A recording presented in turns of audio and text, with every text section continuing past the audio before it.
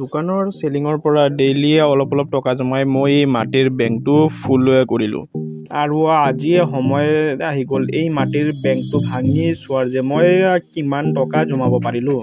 মাটিৰ বেংকটো এনেকৈ ভাঙি ল'লোঁ যাতে ইয়াক আকৌ ব্যৱহাৰ কৰিব পাৰি। মোৰ দৰে এনেকুৱা কোনে কৰা কমেণ্ট কৰি জনাবা দেই। মাটিৰ বেংকটো ভাঙাৰ ইচ্ছা নাছিল যদিও কিবা এটা কাৰণৰ বাবে মাটিৰ বেংকটো ভাঙিব লগা হ'ল আৰু কি কাৰণত বেংকটো ভাঙিলোঁ মই সেইটো নেক্সট ব্লগত শ্বেয়াৰ কৰিম। সেইকাৰণে যদি মোৰ চেনেলটো এতিয়ালৈকে ছাবস্ক্ৰাইব নাই কৰা তেনেহ'লে ছাবস্ক্ৰাইবে কৰি ল'ব। পইচাটো দেখাত ভালেখিনি লাগি আছে, এতিয়া গণি চোৱা যাক যে মই কিমান টকা জমাব পাৰিলোঁ। পইচাটো গণা হৈ গ'ল, এতিয়া হিচাপটোও কৰি লওঁ আপোনালোকে কিমান টকা জমালোঁ আৰু মই এই টকাখিনি কিহত ব্যৱহাৰ কৰিলোঁ সেইটো জানিবলৈ মোৰ নেক্সট ব্লগৰ কাৰণে অপেক্ষা কৰক।